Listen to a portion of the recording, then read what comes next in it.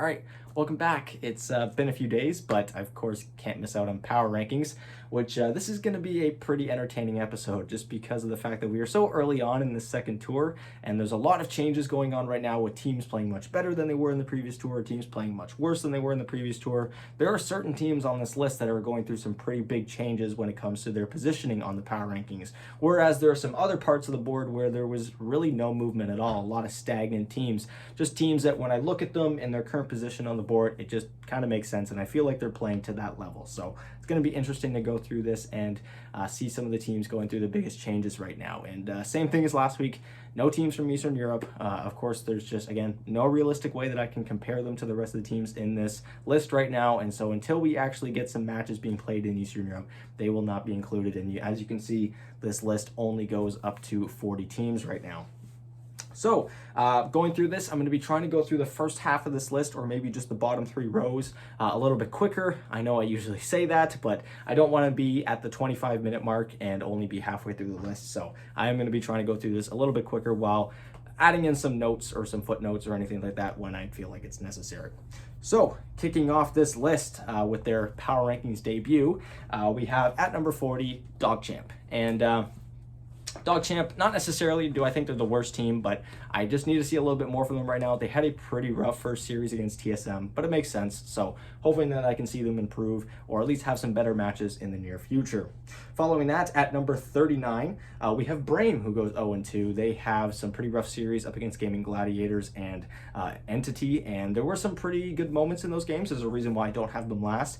Specifically, Game 2 against Entity, I thought that they could definitely win that, and they let it slip out of their hands a little bit.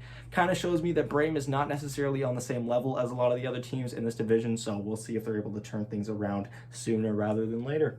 Following that, at number 38, dropping down 3 spots from last week, we have Simply 2Based, who also go through their own shellacking at the hands of TSM, losing both of their games in a combined 46 minutes. Which is absurdly fast, so hopefully they were able to turn things around. They were able to in the previous tour, but we'll see. Following that, at number 37, making their debut on the list, we have Magma, who also goes 0-2, but for similar reasons why I don't have Brame all the way at the bottom right now. They did have a few things that I thought were pretty good takeaways from their series. You know, they lost 2-1 to both eHome and Extreme, so they took a game off of those teams. They looked pretty decent in those series, but again, those are games that Magma should be maybe taking a series off of them, and given the fact that they weren't able to, it gives me a little bit of concern for them. So we'll see if they're able to turn things around, especially since in that second series against Extreme, they had a very, very similar draft all 3 games, and it seemed like both teams were just running the same draft every single game. So hopefully that doesn't end up being an issue for them.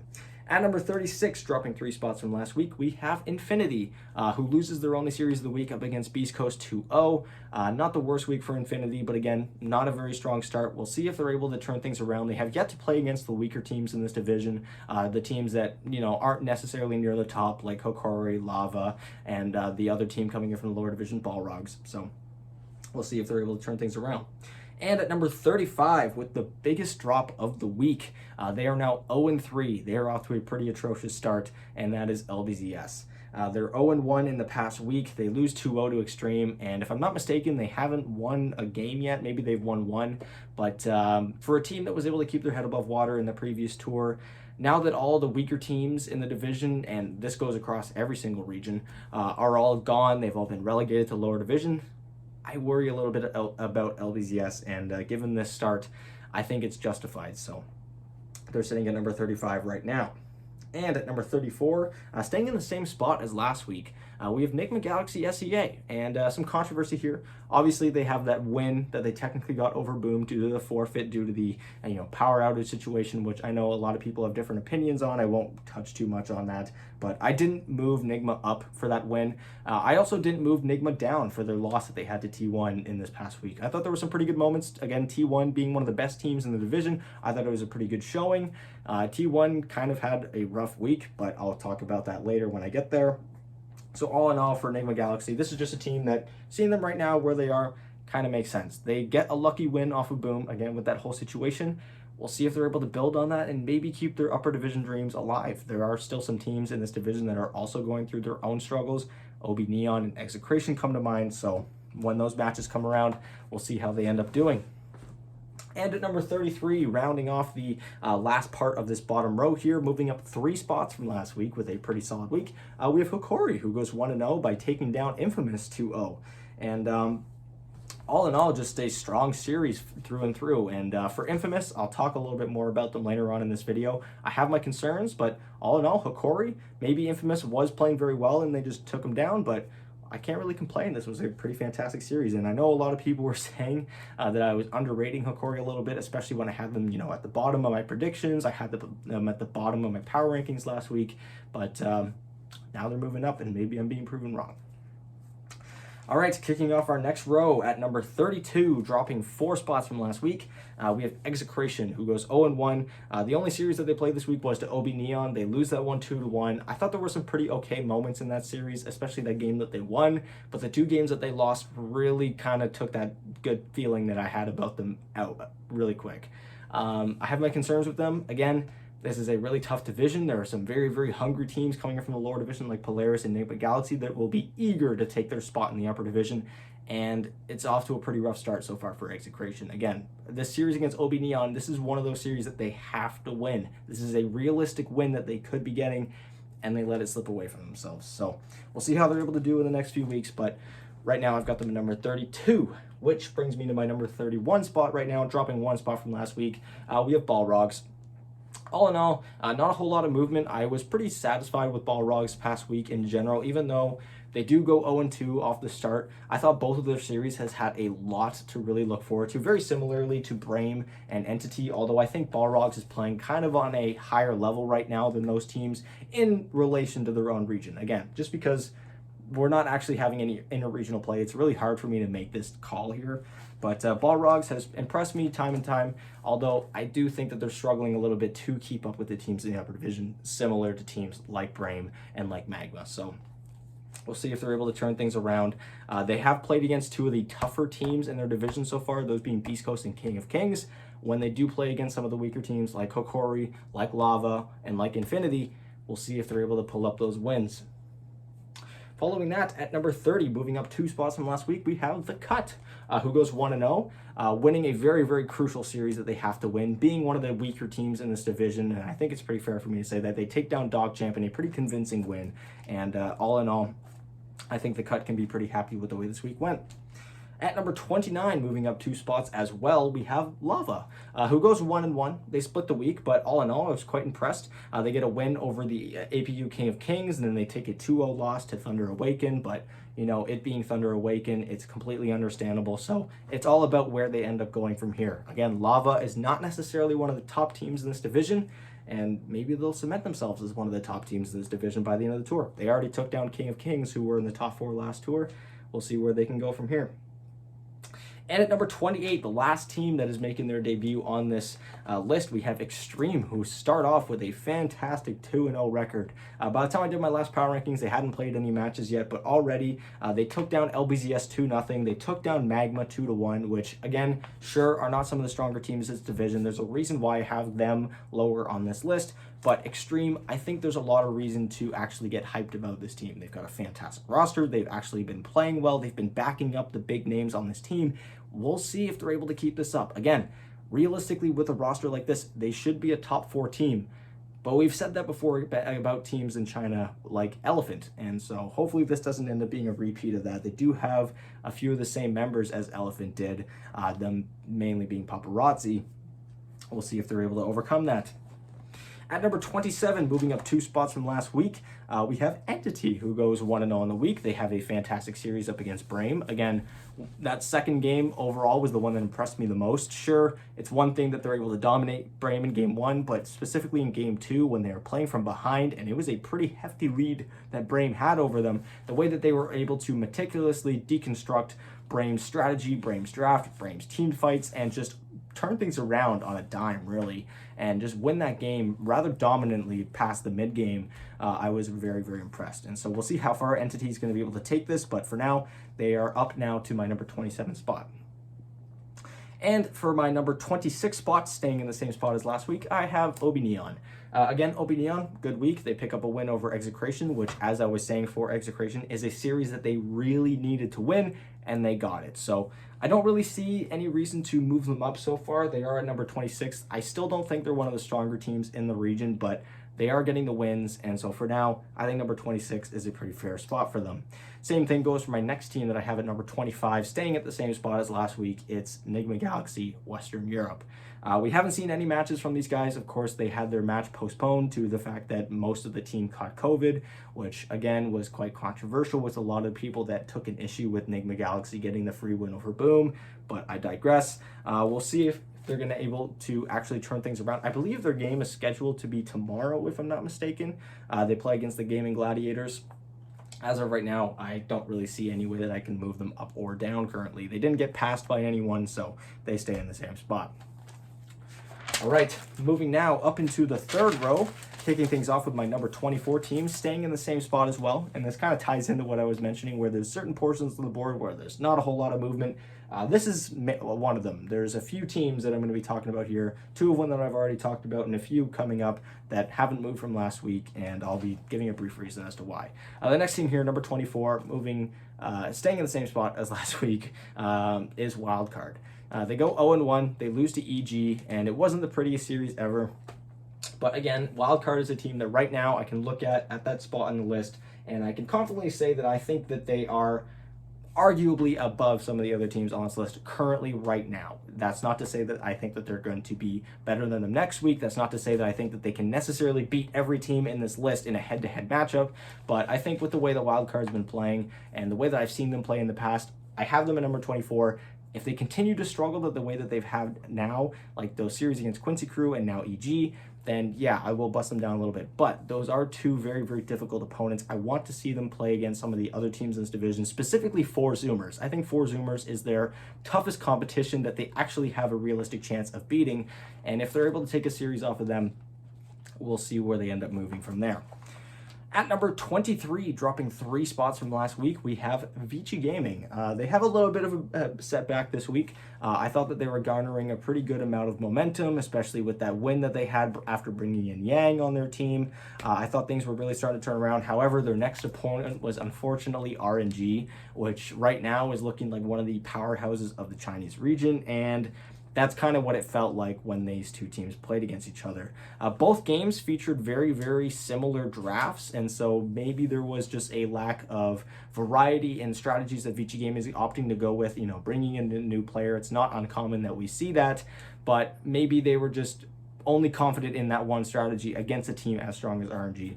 I don't know, but as of right now, I have them down at number 23. Hopefully they can turn things around. Again, I think these guys have a realistic opportunity of being top 4, but they've already got 2 losses right now, so it's going to be tough to turn things around. At number 22, staying in the same spot as last week, and we are almost past this portion here where there's not a lot of movement, we have the Kings, APU King of Kings. Again, pretty split week. They lose that one series to Lava 2-1, then they pick up a nice series win over Balrogs just a few hours ago, one that I was a little bit worried about them, and I thought they might actually lose this series, especially after the Game 1 turnaround that Balrogs had, but again, and I think Avo Plus, who was casting the game, at least on the English cast, touched on this perfectly. APU King of Kings is a team that, right now, they're not necessarily a tier 1 team. They're not one of the best teams in South America, but they're a team that, when they start to fall behind, when they make a crucial mistake in a game, they're able to snap themselves back into form and turn things around and really show that they are a cut above some of the weaker teams in this division. And that's what we saw in this series against Balrogs. They lose that first game. They kind of threw a little bit of a lead in that first game. And even in the second game where they were starting to fall behind a little bit, they knew exactly what they needed to do to get themselves back into it. And they took a series win. So for now, not a lot of movement. Again, I think this was a pretty okay week for King of Kings. This is, again, one of those teams that I look at right now in their current position on the list, and it makes sense. We'll see what they're able to do in the coming weeks. And at number 21, we have 4Zoomers, who also does not make any movement on this list. They lose their only series of the week, but this was probably the best showing that I've seen from ForZoomers against Quincy Crew that I've seen in a few years. This was the next step that I was hoping ForZoomers was going to be able to make in this coming season with the changes that they made to their roster and with the fact that they've kind of been in a stagnant position in North America for a very long time. Even though they lose this series to Quincy Crew 2-1, this was an incredibly close series with almost every single match reaching the hour mark and some of them even passing the hour mark. It's unfortunate that this one does slip away from them. But again, I was still quite impressed with ForZoomers showing in here. And again, whether or not that was ForZoomers actually playing up to that level or Quincy Crew continuing to struggle, I think we'll find out in the coming few weeks. I did talk about how Quincy Crew didn't look fully like themselves in that first series against Wildcard, even though they won that series. There were a lot of crucial mistakes that they were making that was very uncharacteristic of them. And we'll see when Quincy Crew does end up playing the better teams in this division where they actually fall. Again, only 2 spots in North America, so they don't really have a whole lot of wiggle room when it comes to getting a loss. But currently they are 2-0. And for ForZoomers, again, they lose that series, but I was still quite impressed with their performance. At number 20, moving up 3 spots from last week, we have Polaris, who also has a fantastic week. Again, they only win 1 series, they lose the other one, but man, these guys are really showing that they are not a team that can be taken lightly in the upper division of Southeast Asia. By taking down teams like T1, they do lose to Boom, but not without taking a game off of them, and all in all, Natsumi's Medusa has been proving to be just a crutch for Polaris at this point. They have yet to lose a game on Natsumi's Medusa at this point. And again, they are making a name for themselves. And with how close everything is in Southeast Asia's upper division, if we have another team, that being Polaris, who is also in contention for a major spot, then we can have 2 teams in the list of Fnatic, SMG, T1, and Boom that might also miss out on the major, which is just insane. The amount of fantastic teams that there are in Southeast Asia is amazing. And if you guys are not familiar with the scene, if you guys don't watch the scene often, I highly recommend it. If there are ever any series where any of the top teams are playing against each other, watch those series. They're fantastic. All right, and moving on now to number 19, dropping 2 spots from last week. They have a little bit of a setback, but we'll see where they end up adjusting to from here. We have Team Secret. Team Secret had a fantastic first series. That series against Liquid, where they went through the position change with Sumail playing carry, and then we had Nisha back on the mid lane. I thought looked fantastic, and I was super amped for the rest of this tour. I was super amped to see how well they would be able to do. There was even a post-game interview with Sumail where Sumail had mentioned that he was actually drafting for the series, and there was this kind of, light feeling about it. Everyone was pretty happy with everything that was going on with Secret. And then they played against OG, had a pretty rough series. Not really a whole lot to take out of that, and immediately everyone just turned on Sumail and just said, don't let him draft anymore. And just classic Dota fan base. But even though that was a rough series, I still have a lot to look forward to with Team Secret. I'm hoping that they can turn things around. Again, I think the position change is for the best. I think it's fantastic. I think Nisha is one of the most underrated mid players, and I know he was a carry player for the past few months, but Nisha really was one of the best mid players when he was playing it throughout the past few years. And so we'll see where they're able to go from there. And at number 18, as we approach the end of this 3rd row here, we have eHome moving up 1 spot from last week. They go 1-0 as well, 1-1 as well, taking a series over Magma 2-1, but then they lose a series to Psg Lgd. And I had talked about before how eHome, I really looked forward to when they would play against Psg Lgd because they were one of the only teams that, even though they would ultimately lose those series to Psg Lgd, they put up a hell of a fight, and those series were always really fun to watch. And this series against Psg Lgd was not one of those series. Psg Lgd utterly handled eHome, and it really didn't look like a fun series to watch all that much. So they move up 1 spot ultimately. I can't fault them too much for losing to Psg Lgd. I am a little bummed out that they didn't have as close of a series as they usually do, but all in all for eHome, they're getting themselves off to a decent enough start, and we'll see where they're able to go from here. And at number 17, rounding off this 3rd row, moving up 1 spot from last week, going 1-0 on the week, we have Quincy Crew. Quincy Crew, I still have my concerns, and I have them this low because of their performance in the regional finals. And then again, I didn't really feel comfortable moving them up all that much after that win over Wildcard for reasons that I've already kind of talked about.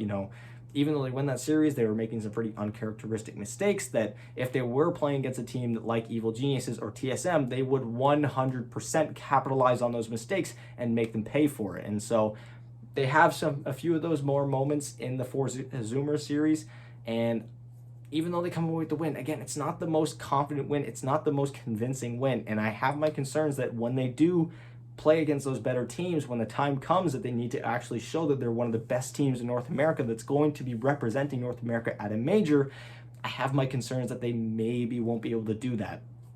We'll see. There is still plenty of time, but for now, they are currently sitting at my number 17. Following that, starting things off on row number 2, staying in the same spot as last week. They actually have not played any matches since my last power rankings, and that is Team SMG. They have only one win so far on record. They're 1-0 with a nice 2-1 win over Execration. They have a game tomorrow up against T1 at 5 p.m. local time to the region, which should be fantastic. I'm excited for that series. Following that, at number 15, dropping 4 spots from last week, and this is another team that I've kind of been alluding to a little bit in this power rankings episode. We have Infamous. Infamous hasn't looked as strong as they did in the previous tour, and it makes sense. They have gone through some roster changes, which for some teams it does take quite a while to kind of make those adjustments, and for Infamous it's entirely possible that that's the case. They are still coming away with some wins. They do have a rough loss this week though. They lose 2-0 to Hakori, which again a lot of people say I was underrating, which is entirely possible, but I think that Infamous, when they're playing at their maximum capacity, when they're playing as well as they did in the last tour, they should be able to easily handle a team like Hakori. They've shown that they're able to do that. And right now, I haven't really been seeing it all that much. And even in that series that they did win against Infinity, it wasn't the cleanest win ever. And as we've been seeing with Infinity, they haven't exactly been having the best time in this division. Now, again, Infinity has only played against some of the best teams, but I think only time will tell. But currently, I can't really justify having Infamous any higher than this, and if I'm being quite honest, if they continue with this performance, I can definitely see them sliding down the rankings even further from here. So yeah, and again, only 2 spots in South America for making it to a major as well, so it's crucial that they get these wins, which the matchup against Hakori is one that they need to win. Otherwise, they're going to need to rely on taking matches off of teams like Tundra, Awaken, and Beast Coast, which is just not a very good way to go. It's possible, but the odds are quite against you.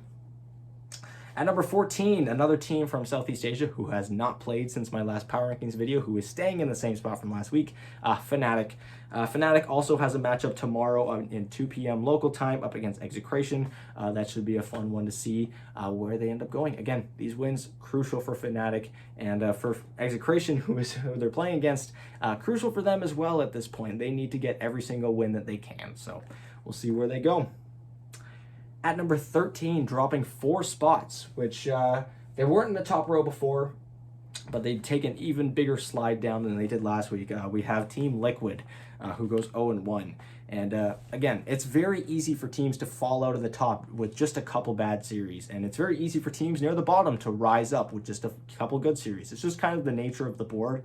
And for Liquid, that's what they're experiencing right now. They start things off with a close but not quite series against Team Secret, where there was that very close first game, a not so close second game, but you know, there was still some good things to take out of it. They're still a team that finished first place in the region in the previous tour, second place in the regional finals, so there's a lot to look forward to. And then they ran into OG, which of course was the postponed series, and again, the games were close, but not quite. And for Liquid, right now, they're sitting 0-2, which is already worse than their performance in the previous tour, which, again, I don't think they're necessarily playing badly, but they're not getting the wins against teams that they need to be winning.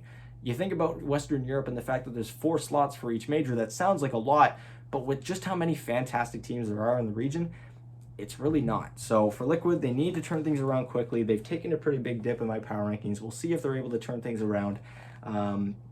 I still think they're a fantastic team. Again, the games are close, but they haven't really been what they needed to actually get those wins, get those results.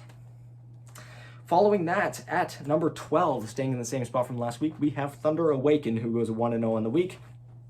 Thunder Awaken are still looking quite good. They've only been playing some of the weaker teams of the division. They actually don't play against any of the teams that finished in the top 4 in the last tour until April 10th, so they have quite a long time, and they're going to be playing against nothing but teams from the lower half of the division until then, which is why they're going to have a lot of really inflated results. We've seen this with Thunder Awaken. They don't necessarily out-strategize or out-draft their opponent most of the time. They're just able to completely out-skill them and just beat them down time and time again. So with Thunder Awaken, I can't really put them any higher than this until I see them play against those better teams, which means it might be a few weeks until we see Thunder Awaken maybe start to move up or down, but I can't move them up on the board for beating teams that are near the bottom of the division. It just doesn't make sense when we have a lot of other teams near the top that are beating some of the best teams. So yeah. All right, and at number 11, just outside of the top 10 here, we have, moving up 2 spots from last week, OG. OG has looked fantastic. Again, same thing as in the last tour. They're kicking down the door swinging. They're looking fantastic. They pick up a nice 2-0 win over Team Liquid, which, again, those matches were close, but it was still dominant, and OG is still looking like one of the better teams in this division, a team that should be attending the next major, which is very exciting, especially if they keep up this momentum. So yeah. And at number 10, they stay in the top 10, but they almost slide out of it, dropping down 4 spots, meaning that they fall out of the top row. We have T1, who goes 1-on-1 on the week. Again, very easy to slide out of the top row if you're not keeping up with that amazing results and those amazing, performances. They have that one series that they do lose to Polaris. Not to take anything away from Polaris. I think Polaris played fantastic, but for T1, a team that should be attending the major, a team that should be one of the top seeds attending the major, that's a series that you have to come away with the win. And they just didn't. They did come away with a nice win over Enigma Galaxy, a nice 2-1 win, but it wasn't as clean as I was hoping, which is why we do see them drop down the power rankings a little bit here, especially since Enigma Galaxy was also playing with a stand-in in this series. They had 3-4-3 playing as opposed to Paulison, so we'll see where they go from here. They're still in the top 10. I still think that they are still one of the best teams in the DPC. We just didn't exactly see that in the past week. At number 6, just barely missing out on the top row, although I would not be surprised if they end up there by next week because they have moved up 6 spots since my last power rankings. It is Tundra. Tundra is a team that I always get so much flack for not having higher up on the power rankings, but every single time I tried and get them, I slowly put them higher and higher on the rankings. They fizzle out, whether it was their mediocre finish in the first tour where they finished 4-3, which wasn't the best record, or they flop out of the regional finals finishing 4th place. I have never really felt super confident having Tundra as one of the best teams in the DPC, but I hate to say it because I thought that kicking of Tundra was kicking of Fada from the team was a little bit uncalled for. Soxa has looked fucking amazing on the team. He has really looked incredible. Snaking has looked fantastic on the 5 position. It's like he played 5 position this whole time, and the team looks like one to be reckoned with. They go 1-0 on the week with a dominant 2-0 win over Team Secret, and yeah, again, Soxa has really been a prominent figure on this team, and it's scary how good these guys have looked, and I'm hoping that just like last tour, it doesn't end up getting halted by just a couple rough series or a couple rough performances, because usually with Tundra that does seem to be the case. I'm hoping that they can keep up this momentum. They have a very realistic shot at being a 1st or 2nd seed in this division, which I think anything other than would be quite disappointing for the team and the fans as well. So yeah, again, other than that, very impressed with them, and I would not be surprised if they're in the top row by the end of next week. Getting into our top row here, funny enough, moving up 2 spots to number 8, despite not playing any matches since my last power rankings, we have Aster. And funny enough, Aster played the very first game in the upper division for this tour, and they will not be playing another match until April 1st because the scheduling in China is a little weird, and I'm not sure why. But regardless, they've got a 2.5 week hiatus between match 1 and match 2. That first match I thought was still quite fantastic, and we'll see where they end up going when they end up playing their next match on April 1st against Magma. They move up 2 spots because they just pass a few teams that ended up dropping down, those being Liquid and T1. But other than that, Aster should still be one of the top teams in the DPC and should not be overlooked. At number 7, moving up 1 spot, also just because of the fact that T1 ended up sliding down the rankings quite a bit, we have Evil Geniuses, who go 1-0 on the week. They look quite good. They take down Wildcard Gaming in a rather dominant series, and again, we haven't seen them play against some of the better teams in this division. I would even consider Zoomers to be one of the better teams in this division. Not one of the best, but one of the better ones. We haven't seen them play against them yet, but for Evil Geniuses, I can safely say that they are looking like themselves again. They are starting to get back into form, which is very exciting to see. So we'll see how far they're going to be able to take it. For now, I have them at number 7. At number 6, moving up 1 spot from last week, we have RNG, who goes 1-0 in the week. A very, very nice win on Vichy Gaming, who was looking like they were starting to garner up a lot of momentum, and they put a pin in that very quickly. RNG has done nothing but improve throughout the past couple months, and I'm very, very excited to see them at a major. Again, these guys should be a major team. I know it's quite early to say that, but RNG should be a major team, and once they get there, I am super, super stoked to see how they end up doing against these other teams, especially with just how much God King and the overall roster has really improved throughout these past few weeks, like I mentioned.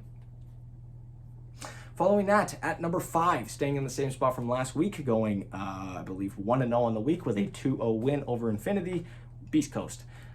Beast Coast looking quite good, looking dominant. They have looked just as good as they did when they won their regional finals. I'm really glad to see them back into form.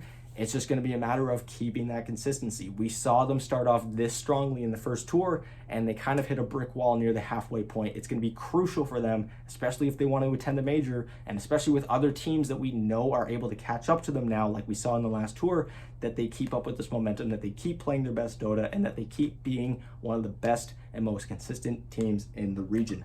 Other than that, they've been fantastic so far, and I've been really enjoying their matches. I am super stoked for when they end up playing against Thunder, Awaken, Infamous, and APU King of Kings.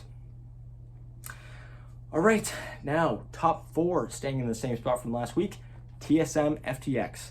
They go 2-0 in the week. They hadn't played any matches by the time I did my last power rankings, but they start off strong with some incredibly dominant wins over Simply 2-Based and DogChamp, which again, sure, are not very strong teams in the division, but for now, with where they were on the list, I can't drop them down for beating weaker teams. So for now, I've got them up there. Super stoked for when they play Evil Geniuses, Zoomers, and Quincy Crew.